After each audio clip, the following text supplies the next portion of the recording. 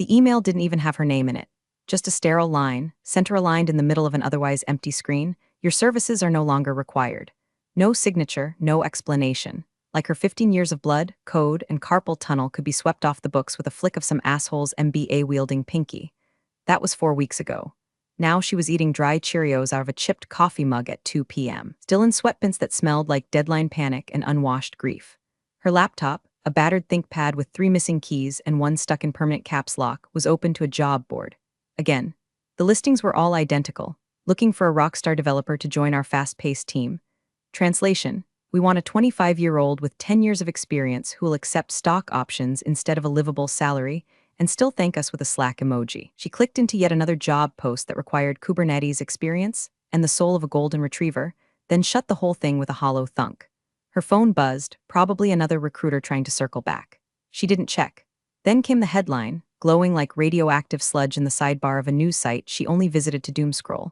$500M tech merger called off amid due diligence crisis. She blinked. Read it again. No reason listed, no details, just a quote from a source close to the deal saying there had been unexpected complications with core IP rights. Her stomach flipped like a poorly written SQL query. Her old company, the one that fed her to the wolves a month before their champagne-soaked payday. Buzz, her phone again. This time a text marked DevOps. They're losing their minds here. It's something to do with the original platform code. Call me. She stared at it. Heart racing. Original platform code? What the hell could? Hey, real quick, if you're vibing with this story, and you're the kind of beautiful bastard who likes seeing corporate weasels get what's coming, go ahead and hit that subscribe button. I'm trying to claw my way to my first 10,000 subs, and your click might be the one that makes the algorithm actually notice me for once. Much love. She picked up the phone to call Mark, paused. Her thumb hovered over the screen. They fired her, humiliated her, let her twist in the wind while they polished their golden parachutes. And now something was wrong, very wrong. She didn't call him, not yet. Instead, she opened her terminal and dug up the old codebase she still had mirrored on a dusty external drive, back from the days before legal told everyone to scrub their backups. Her heartbeat synced to the blinking cursor. Her hands moved by muscle memory as she started scanning the code, layer by layer, line by line, like an archaeologist digging through the bones of a life she no longer had. Everything looked normal until it didn't. The comment, tucked into a block of core logic like a message in a bottle. / filed per Frank's advice, better safe than sorry. Frank, her mentor. Her paranoid, brilliant, prematurely ousted mentor who used to warn her about paper tigers with golden fangs. She remembered him muttering once, "I'll never trust a company with a free snack bar and no ethics." A cold sweat prickled down her spine. She grabbed her phone again, but not to call Mark. She was going to check the patent database. She didn't know what she was looking for, but she had a gnawing, crawling feeling that it might be looking for her too. The letter came on a Tuesday, which already felt like a cosmic insult. Tuesdays were the emotional landfill of the week. Too far from Friday to hope, too far from Sunday to rest. It arrived via certified mail, hand-delivered by a postal worker who looked like he'd rather be delivering subpoenas to a nest of hornets. She signed, confused. The return address was embossed and terrifying: Mayers and Fontaine LLP, corporate litigation, and M and a strategy. It had the kind of weighty font that screamed money, power, and zero tolerance for typos. She opened it like she was defusing a bomb. Dear Miss Caldwell. It began as if they hadn't just reached into her life like a gloved hand into a garbage disposal. We represent the interests of Vortex Solutions, Inc., in regard to the pending acquisition of Zenith Works, Inc., your former employer. We are requesting a meeting to discuss the ownership and transferability of patent US 8532 to 9910, which lists you as the sole primary inventor.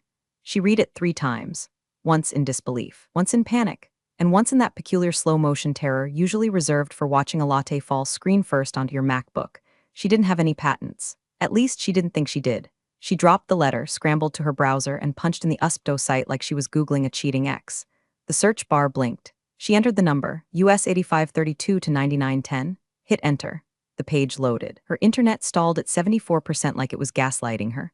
She slammed the desk. It refreshed. There it was. The title, Adaptive Load Distribution in Decentralized Modular Architectures. Her name, full name, Caldwell MR, as primary inventor. Her name, not the company's. Not shared with the CTO who once called her a support role with benefits. Not buried under a dozen co-authors who hadn't written a line of the foundational code but still demanded their names on every damn white paper. Just hers. She scrolled down, fingers shaking. Filing date 5 years ago. The year Frank got pushed out.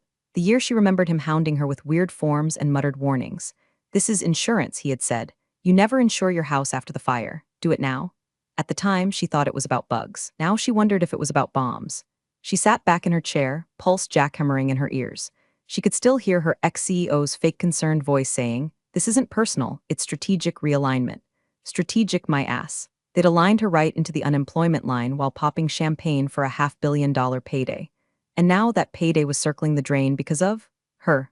Woman eating cereal out of a mug with a $12 checking balance and an inbox full of "we've decided to go in another direction" rejection letters.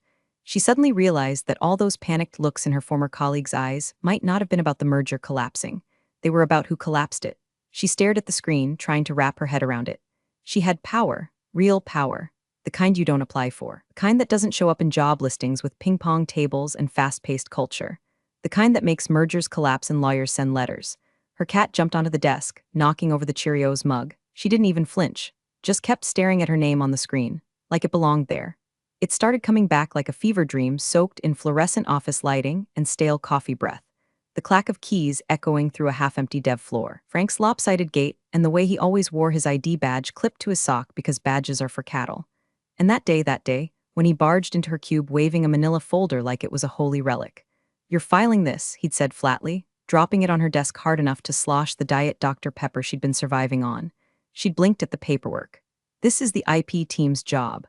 I already submitted the write-up to compliance." Frank just stared, the kind of stare that burned through walls and HR policies. "No, you're filing this under your name, primary inventor, no corporate co-authors, not even me." She laughed then, awkward and too loud. "Frank, I'm a mid-level developer. The company paid for the research sprint. This would be considered future leverage." He cut in, eyes flinty. "The vultures don't just eat your work. They wear your bones like trophies and call it team synergy." She remembered fidgeting with her lanyard. "Legal won't approve it. You know how they get about solo filings. That's why you'll file it personally, outside the company channels. Your name, your address. Trust me, they'll never notice until they need it." She remembered how absurd it sounded, like storing canned beans in the basement in case of nuclear fallout. Except, maybe Frank had been building a bomb shelter while everyone else was at the Friday bagel social. At the time, she agreed because she liked Frank, and because some quiet part of her wanted to believe she had ownership over something. Not stock options, not PTO days, not a plastic employee of the quarter trophy, but something that couldn't be deleted by a bad quarter and a new CEO with an ego the size of his Tesla. She'd forgotten all about it, buried under years of bug fixes and emotional gaslighting. But Frank hadn't. Frank saw this coming like a slow train through a foggy cornfield, and now she was standing on the tracks, holding the lever. The vultures he warned her about, they'd kicked him out under the guise of realignment. Then they came for her. Because loyalty in that place had the shelf life of dairy left in a conference room. She paced the living room, barefoot on hardwood worn raw from her restless loops. Her mind spun while her cat batted the mayor's and Fontaine envelope under the couch like it contained demons. She knew what came next. She needed Frank. Not just for answers, but because he was the only one who had ever told her the truth, even when it came wrapped in sardonic doom. And right now, she didn't need a pep talk. She needed a scalpel, or maybe a shovel. She yanked out her old personal laptop and pulled up the contact sheet he'd left in his final mass email, the one everyone else deleted unread. There it was. Frank D'Amico, former lead systems architect. Retired but not dead. If you're reading this, you either need something or owe me beer. Cell 317, 555 to 0192. She stared at the number for a full minute before typing a text with the precision of someone diffusing a warhead. "Hi Frank, it's Caldwell. Remember that patent you filed with me? I think the time bomb just went off. You still picking up this number?" She hit send, then turned off the screen, and waited for the ghost of her past to text her back from his bunker. Frank didn't text back. Frank called, at 1:43 a.m., while she was half asleep on the couch, mouth dry from too many Oreos and not enough water. The phone's vibration felt like a defibrillator against her ribs. She answered groggily. "Frank, what took you so long?" His voice was the same, gravel soaked in black coffee and contempt for authority. "I've been waiting 4 goddamn years for that letter to show up." She sat up straight. "You knew this would happen, I hoped. Hoped those Armani-clad morons would get cocky. And they did. Right on schedule, tell me. They fire you before or after announcing the merger?" 2 weeks before. Email, no reason, just gone." Frank chuckled, a humorless, gurgling sound. "They always clean house before the cameras show up, like scrubbing a crime scene with Febreze." She rubbed her eyes. "Why didn't you tell me what you did? Because if I'd told you, it wouldn't have worked. You're too decent. You'd have tried to warn them, or worse, sign it over like a good little employee. No offense, some taken." He ignored her. "That patent, your patent, is the load-bearing wall of their entire architecture. They gutted every legacy system and rebuilt the stack around it. I told you it was insurance. You just didn't know what you were insuring against." She could hear a lawn sprinkler in the background. Birds. Frank was in Florida. Of course he was. "Okay," she said slowly. "So what now?" "They'll probably try to renegotiate the rights. Offer a settlement. I mean, I could know." His voice was suddenly cold steel. "You don't negotiate, you dictate. I'm not built for this, Frank. I'm not you. Exactly, he said, you're better. They underestimated you because you're quiet, careful, smart. That's why you scare the hell out of them right now and don't even know it. She let the silence hang. Frank exhaled. All right, here's what you do. First, do not respond to anyone from Zenith Works. Not legal, not PR. Not that spineless CEO with the veneers. Every word you say without counsel is ammunition for them. I don't have counsel, she said. You do now? She heard shuffling papers, a drawer opening, a name scrawled like a threat. Ariel Chen, IP litigation. We called her the Barracuda back in my day. Looks like a Vogue editor, argues like a chainsaw. She eats NDAs for breakfast and drinks VC blood. I'll text you her number. Is she?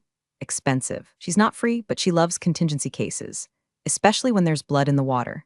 And trust me, Caldwell, right now you're the blood and the shark at the same time.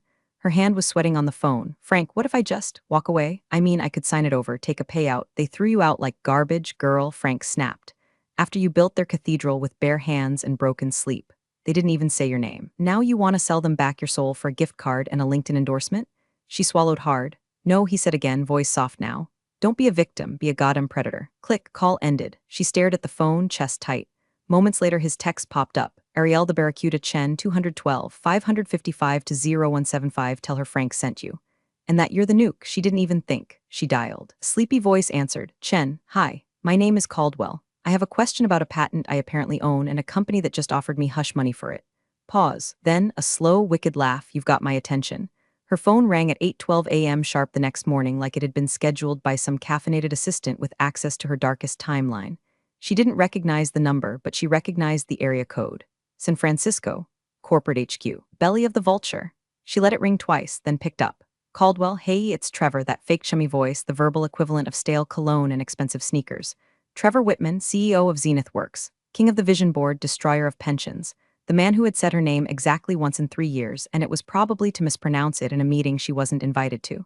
Trevor, she said flatly. Wow, you sound great, I mean. I know we haven't spoken in a bit, and hey, I really hated how things ended with your, departure, definitely not how I wanted it to go. But listen, that's water under the bridge, right? She didn't reply. He continued undeterred, that rehearsed ease of a man who's never faced consequences in his life.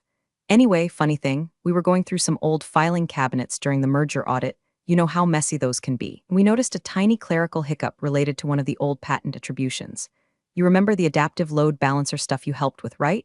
She blinked, rage spiking behind her eyeballs. Helped with? She wrote every line of that damn logic while bleeding from a sinus infection and trying to keep her mother alive on speakerphone. Oh, that, she said. The one under my name? Exactly. No big deal. Just one of those things that slipped through the cracks. Honestly, it should have been a group filing. I mean, so many hands went into that soup, right? He chuckled like this was some adorable misunderstanding over a potluck recipe. She imagined putting a soup ladle through his teeth. Well, he continued, we'd like to tidy that up.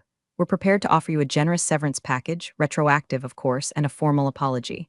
You know, clean it up for the merger. Get everyone what they deserve. She paused. Let the silence stretch out until it started to vibrate. Trevor, she said finally, voice ice-wrapped steel. This call is being recorded for legal documentation purposes. Do not contact me directly again. Wait, Caldwell, hang on, this call is over. My attorney will be in touch with her fee structure for any future communication. Good luck with the merger. I hear due diligence is a bitch. She hung up, hands trembling, not from fear but adrenaline. Power. The kind that didn't come from titles or bonuses, or having an assistant named Brielle to book your soul cycle classes. This was real. She texted Ariel, he called. Lowballed, tried to buy it with a severance check and a handshake. Ariel replied seconds later, good, let him sweat. Let him wonder. I'm filing a cease and desist and notifying Vortex Council you're open to independent licensing offers. We'll see how long it takes before the board starts eating itself. Caldwell smiled, the first real smile in weeks. Trevor had made his offer. She had made her move. Now it was their turn to dance. It started with the laptop. The clunky Lenovo she'd left in the office when security badge access evaporated along with her dignity. She hadn't thought twice about it, just one more possession she'd been too stunned to collect. But now, she got an email from Zenith Works IT titled Urgent, Account Security Review. The message was all corporate throat-clearing and veiled threats. As part of an internal compliance audit, we require access to any former employee devices that may contain proprietary materials, including but not limited to software artifacts, platform designs, and related source code. They were phishing, and they were panicking. 2 hours later, FedEx dropped off a thick envelope from Zenith HR, stamped confidential. Inside was a beautifully worded hostage note masquerading as a cease and desist. They accused her of misappropriating internal tools, claimed her possession of certain development artifacts could constitute a violation of the Employee IP Agreement, Section 5(b). They were trying to bluff with a pair of twos. Ariel snorted when she read it. Standard scare tactic, she said. They're trying to rattle you. If they really thought you stole something, this would have come from outside counsel, not Rhonda from HR with her Microsoft Word watermark. Then came the phone call. It was Samir, a back-end dev she used to pair with on long nights full of Red Bull and existential dread.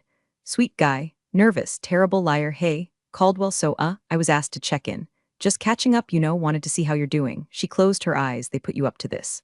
What? No, I mean well, yes. Trevor kinda asked if someone with a personal connection could float the idea of maybe just resolving things quietly. She could hear the shame in his voice. He was being used.